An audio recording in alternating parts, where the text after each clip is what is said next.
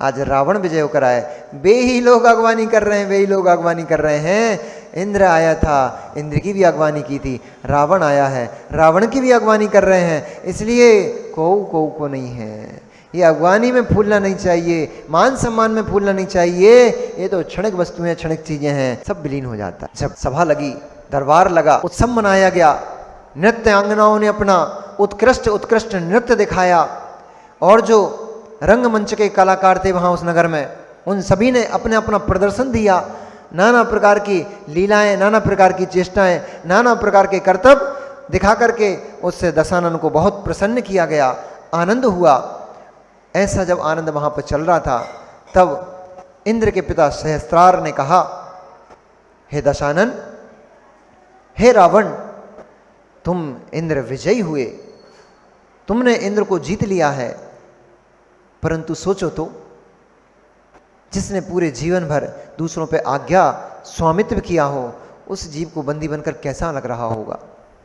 उसको बहुत कष्ट है। वो मेरे पुत्र का मुझसे कष्ट देखा नहीं जाता, इसलिए मैं तुझसे निवेदन करता हूं, तू इंद्र विजयी हो चुका है, तूने इंद्र को जीत लिया है, इसलिए अब इंद्र को छोड़ दे। इस शब्द को सुनकर के दशानन ने तुरंत ही अपने नेत्रों को सजल कर लिया और निम्न कर लिया। तभी सारे दिक्पाल, द्वारपाल आदि एक स्वर में बोल पड़े, हाँ हाँ, हम सब क्षमा के पात्र हैं, हम सब कृपा के पात्र हैं, आप हम पर विजय प्राप्त कर चुके हो, हमें जीने दो। तब अट्टहास लगाते हुए रावण ने कहा, अपने हाथों को मलते हुए, उसको वो एक एक दृश्य याद आ रहा था, जब इंद्र ने उसके परदादा माली का वध किया था, सहस्त्रार का वध हुआ, श्रीकंठ आदि बड़े बड़े योद्धाओं को जो माली ने परास्त किया था, वह सभी दृश्य उसके सामने घूम रहे थे।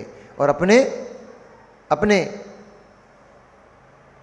माल्यवान का पुत्र श्री माली के शरीर से बहती हुई पूरी खून की धाराएं उसके सामने झूल रही थीं। परिवार जन के ऊपर चलाए गए अस्त्र शस्त्र उसके सामने जब झूल रहे थे, तब रावण ने अपने दोनों हाथों को जोर से मला और मलते हुए कहा, हे दुष्टो, आज तुम्हें रावण की कृपा याद आ रही है, आज तुम्हें दशानन दिखाई दे रहा है कि क्षमा के पात्र दिखाई दे रहे हैं। उस समय तुम्हें कोई क्षमा नहीं आ रही थी, जब तुम मेरे बंधुओं के ऊपर तलवार का वार कर रहे थे, तीरों से वार कर रहे थे। उस समय तुम्हें यह क्षमा याद नहीं आई थी, जिस समय मेरे परदादा माली को तुमने मार करके और मेरी लंका को हमसे छीन लिया था, तब तुम्हें याद नहीं आई थी, तब तुम्हें क्षमा नहीं दिखी थी, आज तुम्हें क्षमा याचना दिख रही है। उसने कहा, मैं एक शर्त पर तुम्हें क्षमा करता हूं, मैं उदार हृदय हूं, इसलिए मैं तुम्हें क्षमा करता हूं, लेकिन एक शर्त है। शर्त क्या है? उन्होंने हाथ जोड़ लिए। शर्त यह है, आज से इंद्र मेरे नगर में झाड़ू लगाएगा, आज से इंद्र मेरे नगर में झाड़ू बोहारी करेगा, मेरे पूरे नगर को धूलि कंटक तृण आदि से रहित करेगा, मल मूत्र से रहित करेगा। और तुम सब इंद्र के जो सामंत हो, तुम सब मिलकर के उसकी सहायता करोगे। मेरे नगर के द्वार द्वार पर तुम लोग जाकर के फूलमाएं लगा करके, तोरणदार लगा करके उन भवनों को सजाओगे। महलों के जितने भी सामंत हैं, उन सामंत के सभी सामंतों के घर पे तुम्हें सफाई करने जाना पड़ेगा।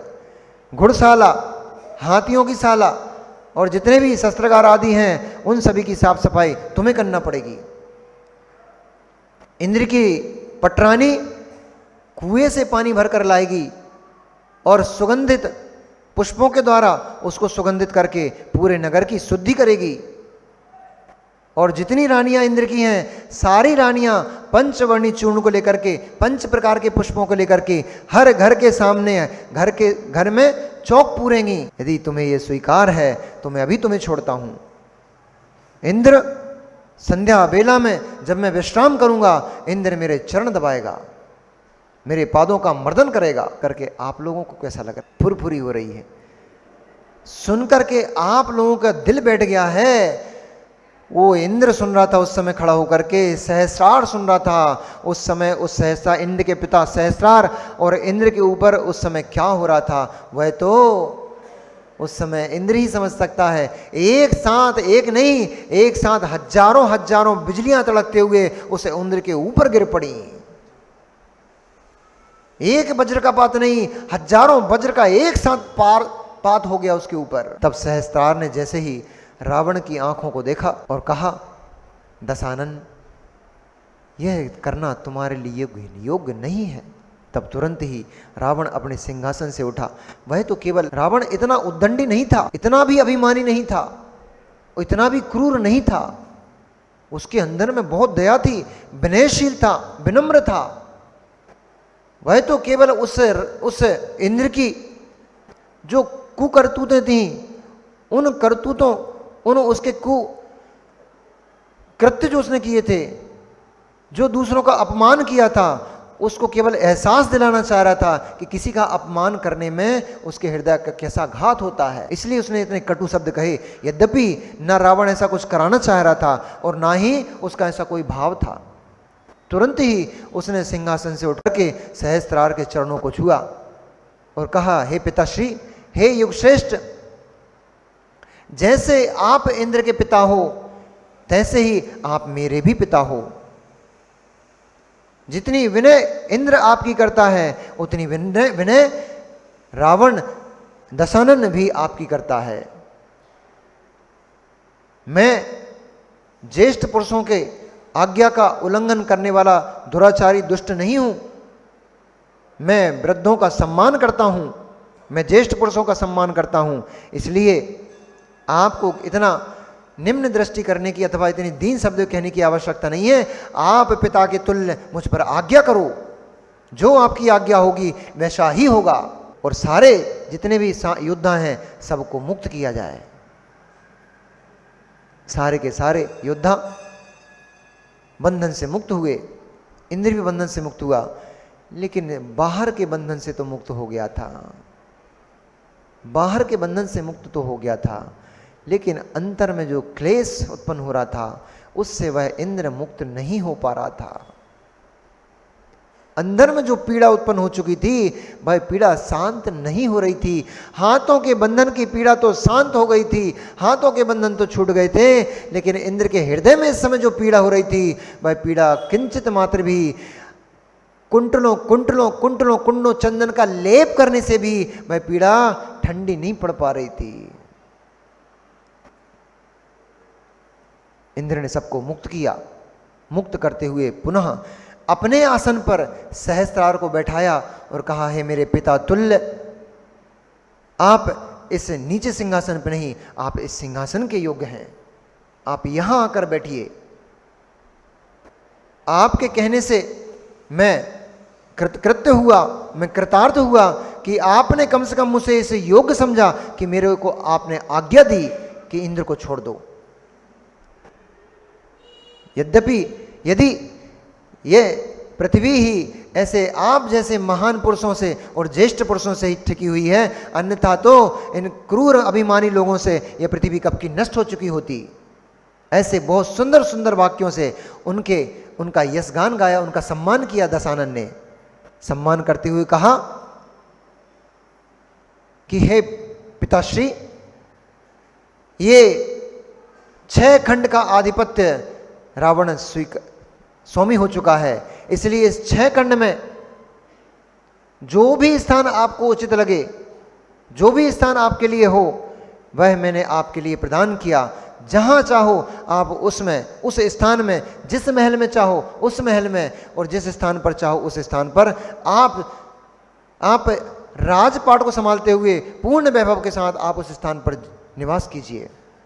और यद्यपि मैं तो यही कहूंगा, आज से लंकापुरी आपकी है, इस लंकापुरी में आप स्वामी बनकर के निवास कीजिए, मैं आपका दास बनकर के आपके चरणों की सेवा करूंगा। इस लंका के राज सिंहासन पर आप राज कीजिए। इंद्र मेरा भाई है, अभी तक मेरे 3 भाई थे, आज से इंद्र मेरा 4था भाई है। इंद्र मेरे भाई के तरह इस महल में निवास करेगा। और इंद्र के जितने भी सामंत हैं ये भी मेरे भाई की तरह, वो मेरे पुत्र पौत्रों की तरह इस लंका नगरी में निवास करेंगे, मुझे बहुत संतोष होगा। मेरा इसका अपमान करने का कोई भाव नहीं था, पर इसका अभिमान चूर करने के लिए, इसने जो तिरस्कार मेरे पूर्वजों का किया है उसका एहसास कराने के लिए मैंने इससे कटु शब्दों को कहा। मैं आपसे चरण बंधन पूर्वक क्षमा प्रार्थी हूँ, मेरे उन कटु शब्दों को आप भी क्षमा कीजिए। इंद्र से भी क्षमा प्रार्थी हूँ, उन कटु शब्दों को दिल में न रखते हुए इंद्र मुझे क्षमा करे। ये होता है उदार चित्त व्यक्ति, उदार हृदय व्यक्ति, विशाल हृदय व्यक्ति। रावण जैसे ही हो जाओ कम से कम, मां भैया रावण जैसे ही हो जाओ कम से कम। घर में एक छोटी सी बात पे लड़ाई हो गई, 20 बरस निकल गए, 25 बरस निकल गए, 30 बरस, 50 बरस निकल गए, भाई भाई को नहीं देख रहा है, माँ बहन को नहीं, बहन बहनों को नहीं देख रही हैं, माता अपनी बहू को नहीं देख रही है, बहू अपनी माँ को, सासू माँ को नहीं देख रही है। अरे उस रावण से इतना ही सीख लो, इतना ही सीख लो, जिसने पूरी लंका का हरण कर लिया था, इतना मान किया, इतने पूर्वजों का हनन कर दिया, तब भी एक क्षण मात्र में उस दशानन ने उस इंद्र को एक क्षण मात्र में क्षमादान दे दिया। क्षमा तो इस समय इंद्र को मांगना चाहिए थी रावण से कि मैंने तुम्हारा बहुत घात किया, बहुत नुकसान किया, मुझे क्षमा करो। तब भी इंद्र नहीं, रावण उससे क्षमा मांग रहा है कि मैंने तुम्हारे लिए कटु शब्दों का प्रयोग किया, उन कटु शब्दों को मुझे वापस दे दो, क्षमा दे दो। कर पाओगे क्या? कर पाओगे क्या? नहीं कर पाओगे, बहुत ताकत चाहिए पड़ेगी। बहू से झगड़ा हो गया हो तो हाथ जोड़कर बहू के सामने खड़े होकर बोल देना उससे कि बहू बेटी, मैं तुझे पसंद करके इस घर में बहू बनाकर लाई थी, लेकिन मैंने तेरा कितना तिरस्कार कर दिया, कितना अपमान कर दिया, हे मेरी बेटी मुझे क्षमा कर देना। कर पाओगे क्या? कर पाओ तो अपने आप को जैन मानना और क्षमा धर्म से युक्त मानना, नहीं तो उत्तम क्षमा मार्दव वार्दव सोच आएंगे 10 और चले जाएंगे, उससे कुछ नहीं हो पाएगा। उत्तम क्षमा हृदय में आएगी तब क्षमा धर्म पलेगा, और उत्तम क्षमा हृदय में नहीं आ पाई तो हमारे योग सागर जी कह रहे तब तक तो क्षमा छम नहीं नाच पाओगे। क्षमा आएगी तब क्षमा छम नाच पाओगे, तब घर को घर बना पाओगे स्वर्ग जैसा। क्षमा धर्म नहीं आ पाएगा तो घर नरक जैसा ही बना रहेगा। अब सब तुम्हारे हाथ में है। हम तो कहने के करता हैं भैया, कह सकते हैं, करने नहीं करने का काम आपका है। जिन जीवों को भव से छूटना है, भव मुक्त होना है, उनको करना ही पड़ेगा। नहीं करोगे तो भव मुक्ति भी नहीं हो पाओगे। वही कषाय, वही पाप का बंध भव भव में पेरेगा, भव भव में पेरेगा, भव भव में अपने ही मित्रों को, अपने संबंधियों को शत्रु बनाकर आपके सामने खड़ा कर देगा। फिर रोते और बिलखते मिलोगे। इस प्रकार से सहस्त्रार ने कहा, हे दशानन, हे दशानन, मातृभूमि ही प्रिय होती है। यद्यपि तू उदार हृदय है, उदार चित्त वाला है, करुणाशील है, तूने जो सम्मान मुझे दिया है, तूने जो सम्मान इंद्र को दिया है, वास्तव में ये बहुत ही सम्मानजनक बात है तेरे लिए। तू वास्तव में सुभट है, योद्धा है। तेरे ऐसे वचनों को सुनकर के मुझे बड़ी प्रसन्नता हुई है, और तेरे जैसे पुत्र को पाकर के मैं कृतकृत्य हुआ हूं। पर पुत्र फिर भी मातृभूमि मातृभूमि ही होती है। जैसे बच्चा दुनिया भर में कहीं भी घुमाए, छोटा बच्चा जमाने में कहीं भी घुमाए, दुनिया की सारी चीजें, महंगी से महंगी चीजें उसके सामने रख दो, पर मां ना दिखे तो एक भी वस्तु उसको रुचिकर नहीं लगती है। ना खुनखुने, ना गुनगुने, ना झूले, ना हिडोलना, ना मेले के फुग्गे, ना चश्मा, कुछ भी नहीं रुचता है। माँ दिखना चाहिए। सब चीजें दिख रही हो पर माँ नहीं दिख रही हो तो वह बच्चा दुखी हो जाता है, रुदन करता है। कुछ नहीं दिख रहा हो, केवल माँ की गोद दिख जाए, वो बच्चा प्रसन्न हो जाता है। ऐसे ही मातृभूमि प्रिय होती है। कुछ ना दिखे, आगरा वालों से पूछो, दुनिया में कहीं घूमे आए, छाता नहीं मिलती, चैन नहीं मिलता। आगरा के नगर की वो झुग्गी झोंपड़ी जैसी शुरू होती हैं, और वो घूरे की स्मेल आ जाती है, तुरंत आनंद, हम आओ आगरा आ गो। कहीं बाहर गए हो? प्रैक्टिकल बातें बताता हूं मैं आपको। कभी बाहर गए हो? आचार्य बहुत बार बार उदाहरण देते हैं इस बात का। जब बाहर जाते हो और 8-15 दिन बाहर घूम घाम के जब वापस आते हो, अब ये टीकमगढ़ वाले बाहर से आए हैं और टीकमगढ़ वाले भी जैसे ही घूम घाम के सब जैसे टीकमगढ़ के किनारे पे पहुंचेंगे और इनको वो जो टीकमगढ़ का गेट बना हुआ है और साइड में घूरा लगा हुआ है, वो घूरा देखेगा तुरंत मुस्कुरा जाएंगे, टीकमगढ़ आ गया। ऐसे ही जब बाहर घूम घाम के आते हो और आगरा के वो घूरे की स्मेल आ जाती है अनिल भैया, तो तुरंत आनंद आ जाता है, हमारा आगरा आ गया। आगरा कहीं नहीं आया, आगरा तो वहीं था, हम आगरा वापस पहुंच गए। तो आनंद आ जाता है, अच्छा लगता है। क्यों? स्थान से राग हो जाता है। जिस स्थान पर रहते हो उस स्थान से राग हो जाता है। ऐसे ही आपको आगरा से राग हो गया तो सहस्त्रार को अपनी अलकापुरी से राग हो गया था, इसलिए रत्नपुर नगरी से राग हो गया था। इसलिए उसने कहा तुमने जो कहा है वो मेरे लिए उचित है, पर तब भी मुझे अपनी मातृभूमि से राग है, इसलिए मैं तो अपनी रत्नपुर नगरी में ही वहीं जाकर के रहूँगा और वहीं संतोष को प्राप्त होऊंगा।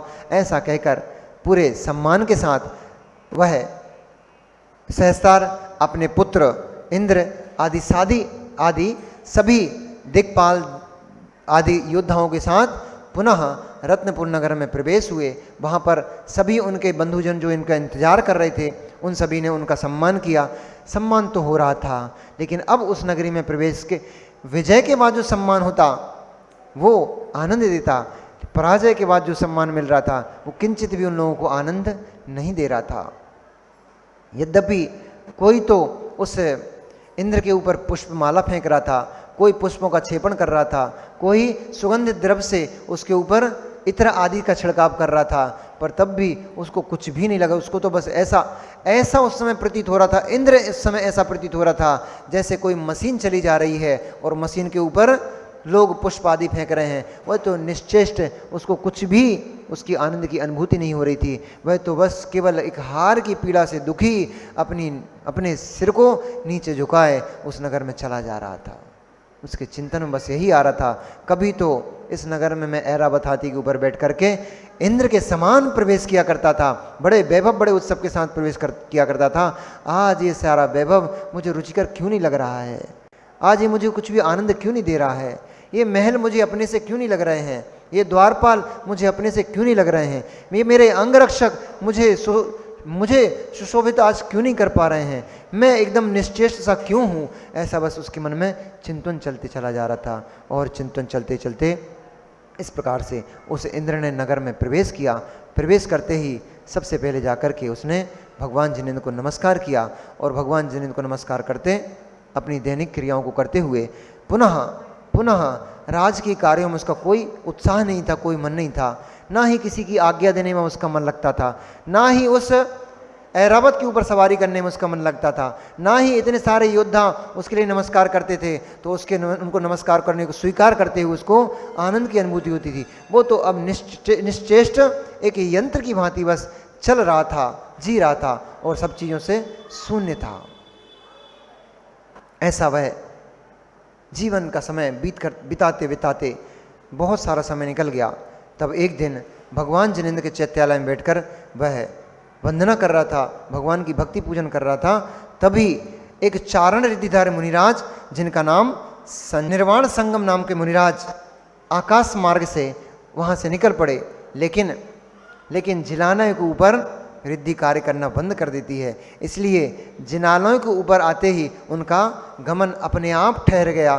तो उन्होंने जाना कि कोई या तो तपस्वी मुनिराज यहाँ पर बैठे हैं या फिर केवली भगवान या फिर कोई जिनालय यहाँ पर है। उन्होंने जब नीचे देखा तो उन्हें जिनालय की पताका दिखाई दी और जैसे ही पताका दिखाई दी वो तुरंत नीचे उतरे। उन्होंने उस अलंकार रत्नपुरी नगर में प्रवेश करते हुए उस जिनालय में प्रवेश किया, जहाँ पर इंद्र बड़ी भारी उत्सव के साथ भगवान जिनेंद्र की पूजन कर रहा था। उसके साथ भगवान जिनेंद्र के दर्शन करके और उन उन निर्वाण संगम मुनिराज ने इंद्र से कहा, क्या कहा?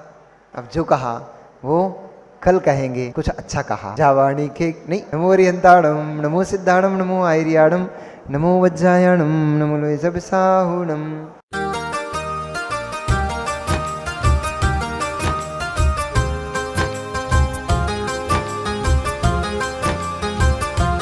राष्ट्र